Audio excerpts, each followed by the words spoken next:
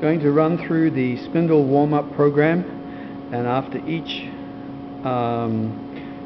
speed it gets to, turn it off to let it go through for another minute or so, and then turn the camera back on. That way it can save a little bit of time.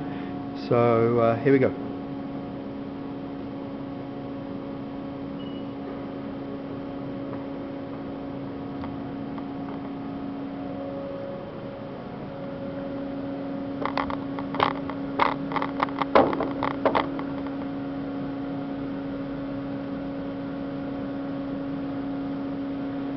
This is at 500 RPM.